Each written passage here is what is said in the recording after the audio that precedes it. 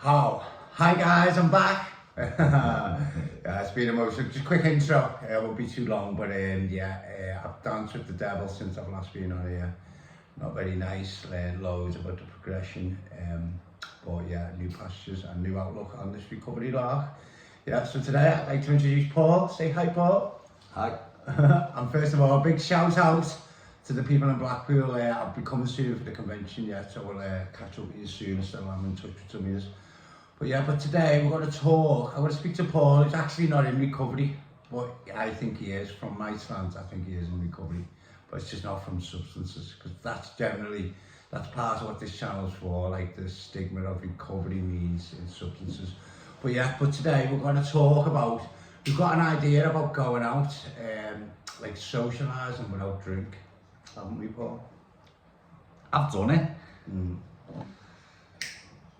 It's not new to me. Put the ashtray there, please. So again, because when we went out in the past, it's over, we've been together friends since we were 6 years of age. We first met 6, 7. Done a lot of drinking and partying together. But you've never actually been that way inclined. I was always, like we were talking before, I drunk alcoholically at day one. A lot of people do what I do. That's not the case, you know what I mean? But like, so what was it like as a kid growing up where you didn't kind of like it, but what was the drive to go out?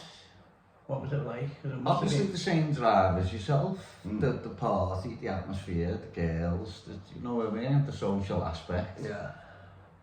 Exactly the same. But it's never really, I think, what does it do to you? Yeah, you to give you that drive to do that. You don't understand, yeah. I don't get it. Yeah. Because it's mad, because I never used to get you. I used to think, wow, what's up with him, you know what I mean? So I'd always go over it. I was always trying to get you to have I was always peer pressured. Yeah, you still do it? Yeah, I used to do it. Used to do it. Because I'm just thinking, like, even on that one particular time, I don't go into gory details, where you were ill and you come to my house, and we went out, you were with me, and the fucking doctor was out an hour late. Remember that? I was alcohol poisoned. Yeah, and I forced the baby well. A whiskey. Yeah. You and Liam Ashford. Make you feel better. That's what you said to me. It's insane. It'll make you feel better. Wow. And what it was because I didn't drink. I'd had a couple of sessions with you, small bone, home scare. Yeah. And my body couldn't hack it because I wasn't used to it. You ain't a man. I never felt like a man, don't worry. Always felt inadequate, party pooper. Yeah. Nah, because like, I don't know, like, because basically what I want to say is that I just want to give a bit of history about myself. I want to give a bit of history about you. And just what I want to bring to the camera is like my new slant, my new perception, my new take on recovery. Because when I first set this channel up, although it's broad and inclusive, my original idea, kind of like my idea of recovery has revolutionised, you know what I mean? So I want to bring that across in this interview. Because the last ones were kind of a bit dull and mundane, as you'll be the first to admit. Because and that was a reflection of where I was at, you know what I mean? But I do have a new outlook now. So like, I want to speak, if you're open to speak about it, about your recovery from the big C, because that couldn't have been easy. It is what it is, isn't it? Yeah. Are you comfortable talking about it? Yeah, it's not a fucking secret, is it? Yeah, so talk us through it, like, what was good, because you had, go on, tell the audience what happened in your words.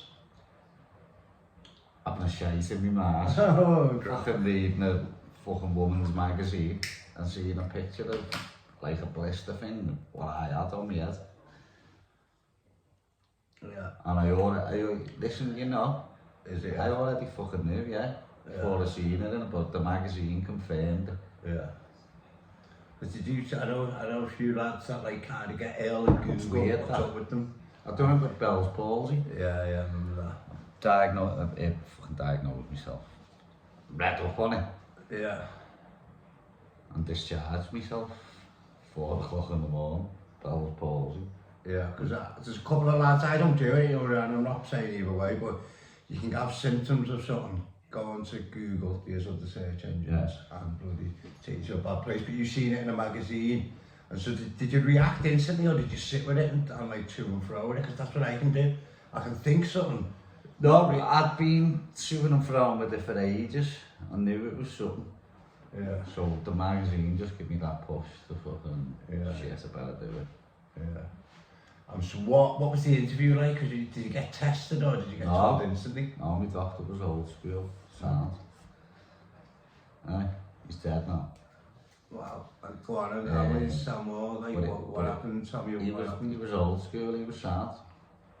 Straight away he looked at it and just went, it's shit, it's cancer. Yeah. Instantly. He was it? I just wanted to the Aussie, and then when I got to the Aussie, they wanted 3 months to diagnose it, and I went, my doctor's already told me what it is. And they went, oh, he shouldn't do that. He shouldn't do that. And that's how shit and slow the process is from when you get diagnosed. It's just bad and so. And then they wanted to do the operation 12 months later. Wow. It was me to wait 12 months. It was on your eye, wasn't it? Yeah. Wow, and did they talk you through? Obviously they were reluctant to give you the diagnosis, and I kind of get that, although it must be frustrating when you're on the receiving end. But like, did he tell you any of the possibilities that could have happened? Any nightmares? Just said no. To be fair, he said it's the best one you can have. Like, I don't get that, I don't really get it, you know what I mean? Because the stages... He just says it's the best one you can have. He said you can cut it out, it's gone. You know what I mean? Did you not see the positioning of it? Your sight was in danger or nothing? No. Not like that. Wow. Yeah, so I'm thinking, so like, once you, because you had to have your operation, you had to be awake, didn't you? You had to be conscious, that couldn't have been nice. I asked to be awake. Oh, was it? Was that not? Yeah. Wow, that's heavy. Did that psychologically damage you? No. No. Wow, that's heavy. That. I don't know, obviously I've not been in that position, you know what I mean? Nearly shit me pants. I'll be honest, that's it. Yeah. I had 2, didn't I? The Yeah. first one didn't remove it all. And then I had to go back. How did they find out? What was the test to realise it had no cause? Because when they do the operation and remove it, they take biopsies from around that area to see if there's any cancer. So they stitched it up, test the biopsies and realised you have to go back under. Yeah. How did that feel knowing? Just get it done, innit? Yeah, it's Just like get it out of the way. practical, let's Just get this done. Yeah. Was you fearful for your life at any stage? Obviously if you're there, cancer, you're gonna think all kinds, like, but no, not like that. Not in what you're thinking, where you think you're gonna drop dead. No, I'm a realist, I know that shit takes time, and I know what I mean. It's not good, is it? Yeah, it's clearly not good. Do But you know I was what I mean? actually, I'll never forget the day I was out there, we're in your house, you know, where you grew up as a kid. And I see you and you shouted me and I could see the look on your face, but I remember you told me, and it really affected me. But what I can't remember, this is the question, I can't remember exactly how old you was, and were your kids born at that time? Yeah. The kids were 2 and 3. Wow. And how, was that a different slant on your fear or? Yeah, of course. Like I say, it's not like it wasn't. What the specialist said about the cancer is there was no fear of just dropping dead. They wanted me to wait over 12 months to have the fucking up. I remember that. He said it wouldn't make a difference. Yeah. Obviously I didn't do that. Yeah. But no, it's just not good, is it? It just makes you think about everything you do. Think I've got to change there. Question everything, yeah. That's all it does. It's just a wake up call. Yeah. A big one. That's it. Yeah, man, heavy. And another time I'm thinking about as well, which we won't go into the details again, but like you were clearly in recovery. You were in hospital over the operation, over the pellet. So we won't go into the details, but like you had an operation, quite heavy, intrusive and you had to recover from that. I remember you having exercises to do and it didn't all go plain sailing. What was that period of your life like? And how old was you again? I think was that pre? 21 now. Yeah. What was that? Because that was recovery. That you did have to recover there, didn't you? Yeah, that is, of course, it's fucking... Yeah. They cut me back muscle now. Yeah. It was just frustrating, mate. Isn't it? Yeah. Okay, I seen it. I lived. It was like I was paralysed, wasn't it? Yeah. So long. Yeah. For a physical person, it's not good, is it? Yeah. And how long? Because I remember going to see you in hospital. You didn't handle the hospital side of things really well. You didn't like being laid up and dependent on others. Did you remember that? No, not good at all. Yeah. When I had the op for the cancer, they put anaesthetic in me. Obviously to numb my head with loads of needles and all that. Yeah. And for the whole time, all I was thinking is, don't shit yourself. It's gone right. No, when you have a drug, what's strong, and it makes you need the toilet. Yeah. Well, that was this, but like times 1,000. Wow. And on the second op, when I went back, that's all I said to. Don't use as much as you put in me on the first one. Yeah. Because it took all my will not to fucking shit myself. Yeah. So yeah. And then with my back injury, that was the absolute worst. I done 2 weeks in the Aussie for 10 days. discharged yourself, didn't you? Yeah. Yeah. I wasn't getting better. Yeah, I remember. When you think now, obviously you've been a bit longer than the 10 days isn't a great deal of time. But No, remember, it's nothing. But for me, it was everything. It's like, it was, 1 minute feel like an hour. yeah. It wasn't really, no, if I had a private room, you know what I mean, I could do it. It's not that, it's all the beeping. All the machines beeping, there's the moaning. Whoa, there's loads of that. Yes, and I was 21, fit as a fiddle. And you got old men all crying and moaning around. A couple of people died on the ward. Yeah. I remember that. Yeah. A couple of lads come in, stabbed it. They're the only young people who were in there were victim of something like that. Yeah. But and that's not being nasty. I got on with it, like I had a ball with all the Yeah, mate, didn't you? Yeah, I from Spain, wasn't it? I remember him. I come in to see you. If I started in there, you'd be like, go on lad, go on, you fucking tell them. He lived in Benidorm and he'd come back for to use the NHS for his gallstones or something. Yeah, I remember that. But his sons all run the doors in Southport. Yeah, that was right, yeah. And again, so what I want to say is, because I remember you discharged yourself and we went for the medic, and all that gunge come out your back got infected, didn't it? The wound on your back. You had a drain on it. Yeah, that couldn't have been nice. No. I remember you had the drain, so tell us about the drain. The drain on it, fucking 3-4 inches in your back. Horrible. Yeah. If you cough, moves, wiggles, Forget it.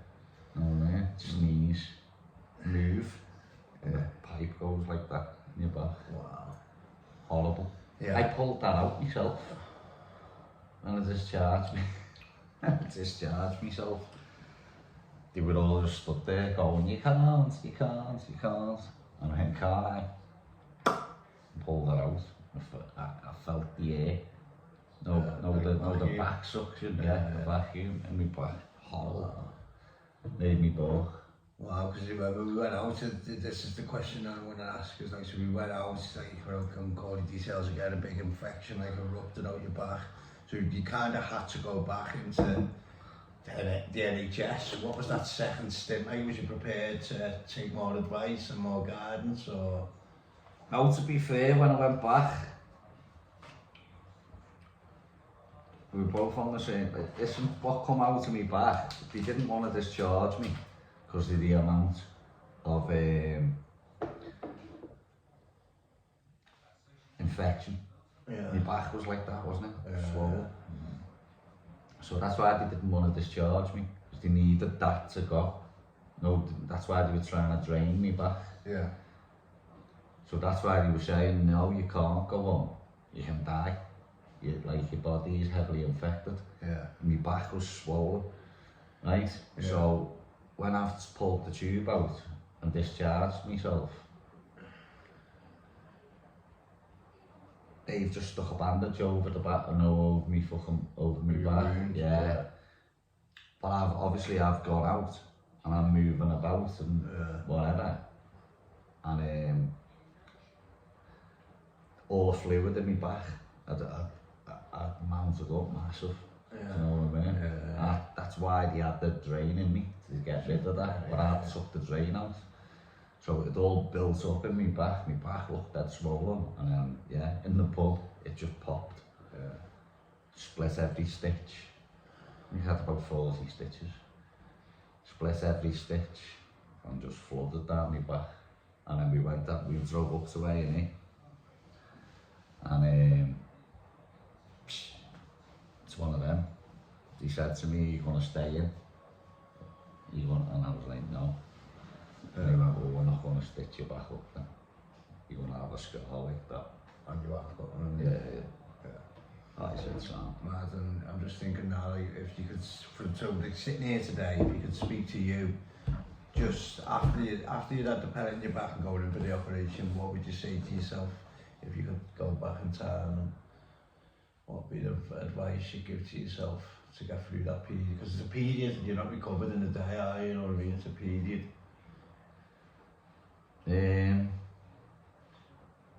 No, it took 6 months to recover from something like that. I had a nurse come out here every day. I used to have to like run my arm up a wall and fucking all that. That was for ages. Wasn't just for a week or two. Yeah. For a few months. What would you say to yourself if you could go back? Don't play with guns. Right. That wasn't what I was thinking, but yeah, it was right. So then, so basically, as life's gone on, I don't know. I want to get a bit personal about me now. You kind of like you've been with me right throughout my life. You know what I mean? Yeah. And but obviously, when I first went away, 2019, when all the horrible stuff of addiction was coming out, but like as I'd stayed in touch on the phone, but like as I come back, what was it like to be sat your side where I'm coming back and I'm saying I'm doing all this and I'm trying to be caught, because you used to tell me straight at the time, you know what I mean, even though I couldn't understand it. What was it like from your side of the fence to see me coming back with all this delusion, which it clearly was, you know what I mean? What do you mean? Yeah, so I'll come back and say, "Oh yeah, the meetings are great, I'm doing really well." And I'm thinking back now, there was always that rush, that edginess in me, you know what I mean? Well, listen, there's no right and wrong, mate. Like, it cleaned you up, didn't it? Yeah, well that's one thing I was Yeah, but it cleaned you up. Yeah. Yeah, alright, you got droney. And it become like just a play to you, to recite the same shite. Yeah. So part of it was an act, Yeah. which I could see. But at the same time, it worked. Yeah, I was clean. You were clean? For the first time So- in my life, yeah. So there's not much negative you can say about it. Yeah, and it's not negative, I just wanted to hear your personal Yeah. take, you know what I No. mean? And again, because obviously, and what I will say to get a bit more positive, do you see a difference now? I wouldn't say that to anyone, it's different this time, because I've said it Yeah. when you see a Yeah, difference, yeah. That's wholly to do with my perception of recovery has changed radically because of the institution element, you know what I mean? So yeah, I want to get a bit positive now. So like, so basically, so I want to speak about the night out. We're going to go to an end. We've got to go to town for the night out. So the like drinking side of things is not even an issue. You know what I mean? You're not a lover anyway. But like, I don't know. There's a few things I want to talk about. We're going to go to a certain part of the town, basically. You know, which is a bit older clientele, which I'm looking forward to.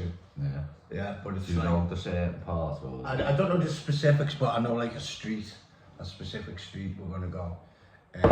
And obviously it's a suffer and see process, we won't know till we're there. Go out a bit earlier, 6 o'clock, come home quite handy. But the good positives of going out with that way is you can drive there, you know what I mean? Even though I can't drive, so like, you don't have to worry about taxis. Well, you don't need an absolute fortune. And what I do find in this about recovery, that nerviness, edginess, because I'd have that even if it was going to me local, even knew I was there, I'd have like a feeling in the pit of my stomach. And it took me 7 pints just to get rid of that feeling and relax, you know what I mean? So that'll be gone, but it's got to be, there's going to be elements of that little edginess because it's the unknown, I don't know where we're going. But I don't think so. Yeah. It won't be as, I don't know. I don't think so. Yeah. You're fucking sober, lad. Yeah. Yeah, I'm looking forward to it. I'm another one, so like... You'll see yourself, right, know when you're sober. Yeah. This is what I'm saying, you ain't done it. Yeah. I have. Yeah. When you're sober, obviously people who are pissed, they annoy you and all that, but you see the flaws, you see the fucking, no way. When you're sober, it's different. Yeah. Beer gives people confidence and this and that. But for someone sober looking at you, you know, does that make sense? But a couple of experiences, I've not really had it this time round, but where I go to a pub and like the first hour, you know, when you're first seeing people, the local that we go to, you know what I mean, your family's pub, and like, first hour was always nice, bouncing from round to people, because it didn't have that hole and that edginess, so like, I'd have 5-10 minutes with him, I'd see the old fellas, and I'm going around, and I'm there, but like, I'm looking for girls, you know what I mean, so there's kind of that element of what my best clothes on. And that first hour was always really nice. I have a Coke, a couple of waters, I'm allowed to buy a coffee, so I have a couple of coffees. But then the second hour, I start getting a bit niggled. It's a bit like seeing the people and they start repeating. Yeah, that's you're what I'm looking saying. really well. That's what I'm saying. They just told me that. No, they might tell me in a different way, but it's essentially... That's what I'm saying. Yeah, and then come 2 hours, I am positively getting the hell out of the Dodge, because it is, and to stay, it's a nightmare. Insane, yeah. Have you had that experience your whole life with going to pubs and that? Yeah. When you used to get round it used to piss me off, to be honest. I used to think, well, I should just be quiet, I don't fucking baby. Yeah. I fucking buying every cunt said. Yeah. But a lot of the time when it was my round, I wouldn't get myself one. Yeah. It's just, You love me on there. Where's your house? Blowing it up. I'm looking forward to it. That's another one I want to get into. I don't find out the details of dry rave. I have been to one of them with that old method of recovery, but with some really good people. I think if there's a little crew that still go, so I can't wait to see them, how they develop, that being comfortable in that environment. But yeah, it was a mad environment, that, because like, I've never danced anyway, so I'm a bit awkward. But yeah, sober dancing, I'd love to see you dance. Well, anyway, you can't stand there cool on the dance floor, looking cool. Listen, you go and have a scout, don't you? You're at a rave, I danced when I was a kid. You can't stand there like a lemon, looking cool. I'm 44-year-old fucking lemon. Aye, what's up with that? Someone might like that. Yeah. No, there's elements of going out sober that are amazing, like, there's no blackouts, no danger of blackouts. I've never really gone out and like met a girl, you know what I mean? Because I'm not actually interested in that now. No, the one I used to be one night stand, didn't want nothing more, you know what I mean? And was quite successful, shall we say? But yeah, so it's like that. So that side of things is all new for me. I'm not in no rush, you know what I mean? But I will be on the hunt, on the pub. Yeah, I'm not asked. You never have been, have you? No, it's not that. Obviously, listen, I always say if you meet someone and it's love at first sight or whatever, then you do, don't you? But I'm not looking. Yeah. Huh? Well, he's saying that, because I've been doing that these last 6 months. I'm not looking, but really I'm having a little look, you know what I mean? Because I know if you stop looking, it comes, isn't it? You twisted it there. You know, everyone always looks. It's not harm in having a look. You know what I mean? But what I'm saying by I'm not looking is, in my head, I've got no interest. There's no. If you see a fucking nice girl, obviously you look, don't you? Yeah. You see something of interest. Yeah, it's natural. It's natural to fucking look and go, Especially if you're oh, single, you know what I mean? Wonder if she's whatever. Yeah. But you don't do nothing about it, and you're not gonna do nothing about it. Yeah. So you're not looking, are you? Yeah. You're not searching. You're not fucking. Do you know what I'm looking for? Because obviously we've got like a. Does that make sense? 100%. Yeah, we've got like a pattern when we go out drinking, isn't it? Like I go over and make the initial contact.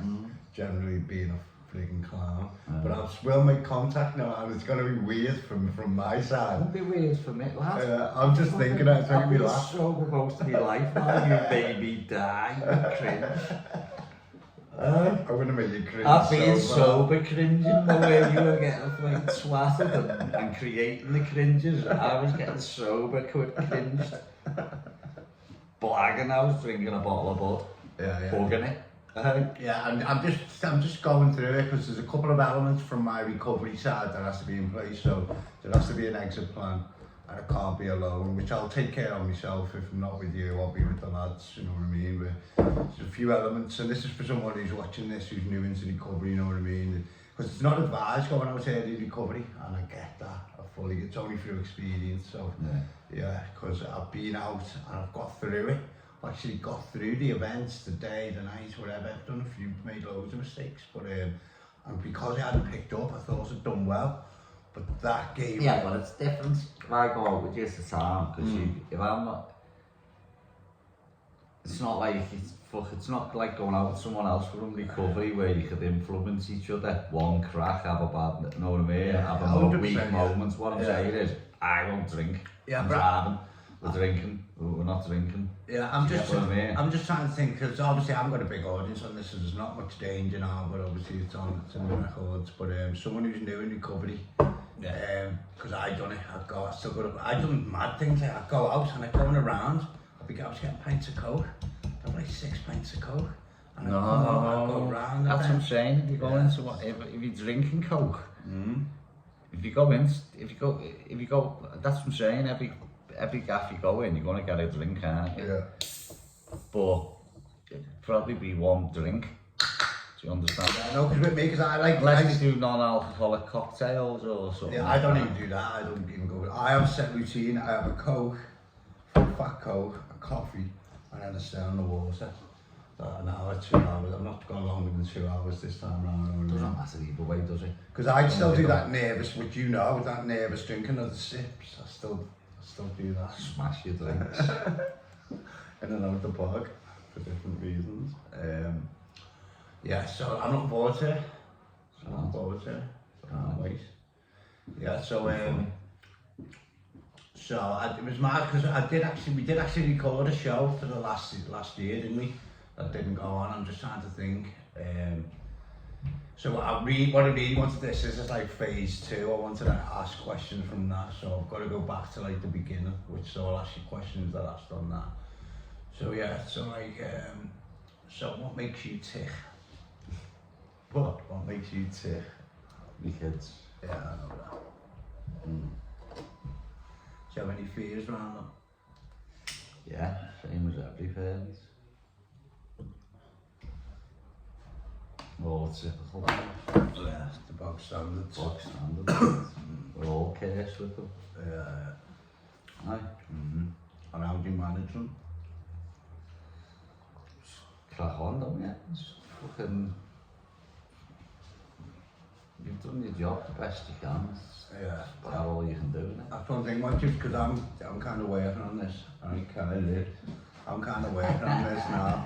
Once I've done everything I can, with the allotted time I've got, I've got to then like park. Obviously, I don't even like voicing them, but the big fears, let's say, the bog standard big fears, they're just waiting around, you know what I mean? You just, God, so well, I bet you believe in God for that one, don't you? I believe in God. Oh, it's right, there's the topic. I've told you I believe in God. We've had this discussion. We had it last year, but it didn't go out on air, so We've had it millions of times, and I've told you 1,000 times. I believe in fucking spirituality. I believe in fucking, obviously, there's a creator, you know what I mean? I don't know what it is. But yeah, if you want to define, if you want to give it a fucking name, God, yeah. Yeah. But I don't go to church. Yeah. I don't believe, you know what I mean? You worship your God. Yeah, I'll ask him for fucking favours, like, at times. It's not all the fucking time, but yeah. Pray to God that my fucking plane lands. Right? Yeah, at times you do. With age, listen, when you were younger, you used to do it all the time, didn't you? Didn't you? Yeah, well, I did. Get me out of this one, yeah. Get me out of this one. Do you get what I mean? And then you sort of, you know, in your 20s and then you fucking lose your way, don't you? It's you with drugs. Everyone becomes selfish, you know, the ways, don't they? Like the shit. But with age. And children. With age and children, as it goes, you start looking at everything different again, don't you? Yeah. It slows you down. It's like you're on a train tracks and someone's fucking... It derails you. Yeah. It's mad, because that's the beauty, that's part of my higher power, that life is constantly learning. I believe when you stop learning or stop wanting to learn, it's like, it's trouble time, or not trouble. If it doesn't derail you when you have kids, then there's something wrong. Yeah. Then that's scary. Yeah. Do you know what I mean? Most people I know, when they have kids, it's like an epiphany, isn't it? Yeah. It was mad, because I had without going into great detail, but I had a mental health episode the second my son was born, the second he was put in my arms. And that was just, you know, that relation you get, so it was like the pull, so we had it gone. I'm like, that's my bullshit, you know what I mean? I'm going to have an interview, by the way, soon, so I'll clear some of this stuff up. But I had my son in my arms, that feeling you get, which you know you've had. Yeah. But also my brain was getting pulled. I didn't like that, still stuck with me that, you know what I mean? And like, I have to, like, my mental health, I have to just bat it off, and it's tired. It's all, I can talk about it now, and I can express about it to some extent, because I'm getting a bit of relief, you know what I mean? But recovery from my mental health has been horrible. It's harsh, mate, because I've seen you with your mental health, you know what I mean? Yeah. I know loads of people listen, but you know loads, we know loads now. It's all with mental health. It's fucking rife, innit? Yeah, it's getting worse as well. It's rife. It's not getting worse, it's just getting more announced, isn't it? You know what I mean? That's everywhere, mate. Yeah. Loads of people listening, loads of people we care about. Yeah. It's heavy, innit? It's just... It's never ending, mate. I think something's wrong. It's more and more people. Yeah.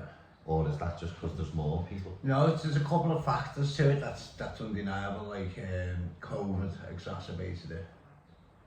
Even I was fucking depressed. And also it's a lot more, people are a lot more open to speak about it. It's always existed, but it used to be the old stiff upper lip. And you alright? Yeah, I'm alright. You're alright, mate, I'm alright. You know, that nod and not really talk.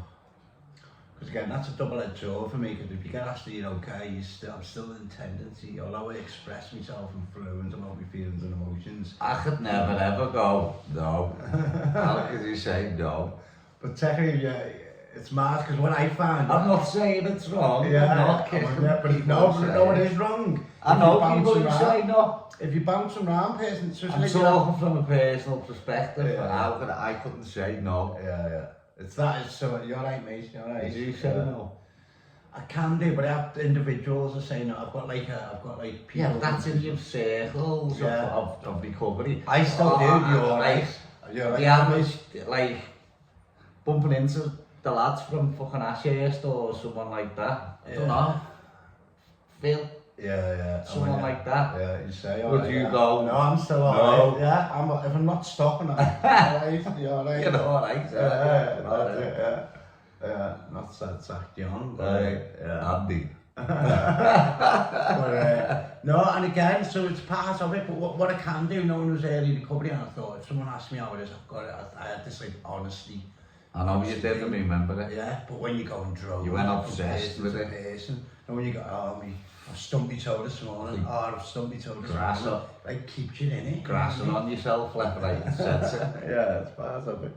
No, but that's a mad one. I suppose that's always going to exist. If someone asks you, alright, you say, just like a hello, really, isn't it? But, Yeah, it's just alright. Yeah. You know, you don't want to burden him with your problems, and he doesn't really want you to burden him with your problems. It's just a polite. Yeah, it's just like a tick box. It's a polite passion. Yeah, definitely. Yeah. It's not an invite for fucking. Yeah. No. Yeah, So, no. what I'd like to But talk. at the same time, I say that, and that sounds cynical and all that, right, and it is in a sense, because sometimes the best chat you'd have are with fucking people you wouldn't imagine you'd have it with. That's the Does that make sense? 100%, yeah. I do it on the dog walks. Yeah. I speak to mad people. Yeah. That hippie who sits in the woods. Yeah. Yeah. I can speak to him now. I know his name. Yeah. I like math. You give me a go with Siggy as well today. Proper Siggy. Yeah, shite. Yeah, nah, it's mad, isn't it? Well, That's I how spoke relationships with are him. built. Know what I mean? Yeah, because obviously we've always had that close into it. So you know what I've learned with me? So you know right and wrong, isn't it? No, we're all a mix, and we're all part good, we're all part bad, mate. It's just how you essentially do it. Yeah, but know what I struggle with in groups, and you all know this. It's where the bevies would come in, because I felt uneasy in groups, you know what I mean? So I'd have to get fucking twat. I don't like groups. You know, it's mad, isn't it? So I'm subjected to them I now. don't like Yeah, people. I'm working on that aspect, you know what I mean? It's I weird. don't like fucking. It's mad. They say that I don't like people, fuck I do. But I just don't like the hectic. I don't like. Yeah. What I don't like is tend not to do what everyone's doing. Yeah, you don't want to follow the crowd. It's like, and where them places are is where everyone's following the crowd. Because I didn't like the group, but if you had something I wanted, generally drugs, I'd Yeah, commit, you fucking commit to that. Yeah. And it'd be See awkward. you fucking jump in a fucking car with a pimp in Thailand. Real miss if you fucking 2 days. That's mad. Simon. Do you know what I think back? That's what I want to talk about. You've just been away, haven't you, with your lads to Vietnam. What was that like? Good. Was it? Could you switch off? Or was it like, Yeah, I enjoyed it, mate. Yeah. It was obviously on your own with 3 kids is a graft, isn't it? But the older boys, 16, 17, 16, 17, so you don't really do nothing for them, do you? Yeah. Except for feed them. Yeah. Give them money. Yeah, you're playing at that. I know there's a bit more to it than that. No, they were alright on holiday then too. Yeah. As long as they had money, and they did. How did the family unit feel? Because obviously you had Strong. did it feel strong, the bond? Yeah, it was solid. We were all helping him with the youngest. Yeah, that's what I'm saying. Our Ethan was like 40, he was me. At times, yeah. Was he But it for was second nice. in command when you went there? Even when I was there, he thought he was in charge of Paulie. He was super paranoid, mate. He's wary anyway, isn't he? Places Health like and that. safety, like me. Yeah. In Vietnam and that, I kept going to him, Ethan, leave him alone. He's alright. No. I was like, and then he was like, it's better safe than sorry, isn't it? Like, he wouldn't really go anywhere on his own there, or nothing like that. Because he's cocking the block round here, isn't he? It's just one of them things, mate. When we were in Hanoi, we seen a mugging and that in the streets. Oh, I didn't know that. Yeah, we seen you could be a victim there, you know what I mean? You can anyway. But it's not there. And Ethan's like that anyway, he didn't want to go to Jamaica, did he? Yeah. He's like that. Yeah. It's just because it's mad, that's why I take him. Yeah, expose You him. can expose him to it, yeah. It's not, he's not racist, it's not like it's Chinese or whatever. Yeah. It's, he didn't want to go to Jamaica, did he? Was there any hairy moments? There must have been some. No. No, I don't control. No. Shouts about a couple of drug dealers. Shouts about a couple of drug dealers who just wouldn't leave the kids alone. Yeah. So they drive past, don't they? We'd sit on the front having a ciggy. Yeah. And sometimes the kids would sit on the front without me. You know what I mean? No. And even they were alright. After being told, they were alright, like. Yeah. You're still seeing them every day, but they left them alone. Yeah. No, not mate. Well, what's the best memory you'll take from there?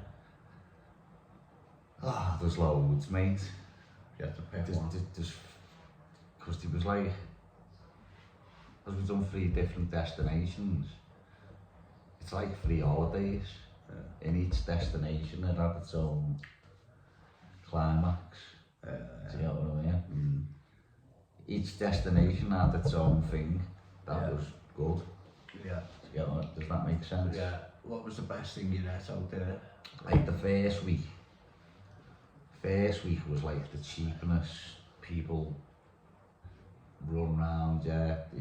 Like, There wasn't much English spoken. It was a Vietnamese area, so it was in Hanoi, but 20 miles out. So it was like coming to Liverpool and staying in Skem. Just like that. It was like, it wasn't so honesty. But it was brilliant. It was like when we went to Thailand 25 years ago to the SC Park. That was the same. I had to come and arrange that for us. So, that was that experience. That was the first week. The second week was fucking Thailand. Wham bam. Big 5-star hotel. Yeah, like, you know what I mean? You can smoke weed there, it's legal. All that. So that was that. So the first week's all authentic. Everyone's like, wow, no making a fuss of you. Second week's Thailand. You get freedoms there, you can smoke, you can do, you know what I mean? It's a party place. And then the third week was back to Hanoi, but Hanoi Central, like bang in the middle. And it was food, restaurants, because it was main city centre there. So it was like 3 different holidays in the one. Does that make sense? And each week was as good as each other, but all different. For different reasons. Does that make sense? I've seen some of your posts to look boss. The one where they're all on the motorbike, the lads at the front door. He was chief of police. That was a bell for that. That was bell for that. Yeah, so I don't know, kind of like, I'm going to speak about now, so obviously what I want to talk about is, what should I, because we don't really get a chance to sit down a lot, we do a lot of talking, but it's kind of processing the day. You're thinking of doing a YouTube channel, aren't you? What's your ideas after that? I know it's still early doors, what's your ideas on it? I don't know, Still just in the thought. Well, you know, for about everything, you know what I mean? The main one, when I went to travel, I wanted to do that, didn't I? I just haven't done it. I'm kicking myself for it. It's the 3rd time now. It is. I can see it. Me and you done it. 7 years ago. That was the first one. And that worked. We'd done a week of it and then stopped. And then when I went to Jamaica, I was going to do it there, didn't do it. And then last month, Vietnam, didn't do it. I'm hoping this is the start of it, like getting serious about it, serious, getting active with it, you know what I mean, consistent with it. Because I want to get consistent with this, so what we've talked about is going to start doing on this. Yeah, so that's kind of it now. There's not really much more. There would have been a bit of like a deep stuff, but I'm going to keep it on the surface for now because we'll have a round two, you know what I mean? But yeah, I'll just speak to the camera for a bit, yeah. So I've got an interview coming up on Monday, which should be, I'm really looking forward to it. I've got to watch last year's. Someone who was on last year's, I don't know how it was, I think it was how 2 or how 3. So yeah, there's a lot going on in 12 months, give or take. Yeah, so I'll be getting interviewed on this as well. I'm not too sure who's going to do it just yet, but something I didn't do last time, that was in the pipeline, I didn't commit. But yeah, it's good to be back. It's good to be stood in front of a camera. It's good that I can try and portray the difference in me perception of recovery from the previous drug and me stuff. Yeah, so no, that wasn't per se recovery in the normal sense, but yeah, I do believe you have recovered at times, you know what I mean? You don't, and you pass it off, you play it cool, you know what I mean? And like recovery, parents, single parents, hood, life in general. So yeah, so I'm not going to press that. It's just life, isn't it? Yeah, so I'm not going to press that at this stage, but yeah, watch this space, guys. Nice to see you. How?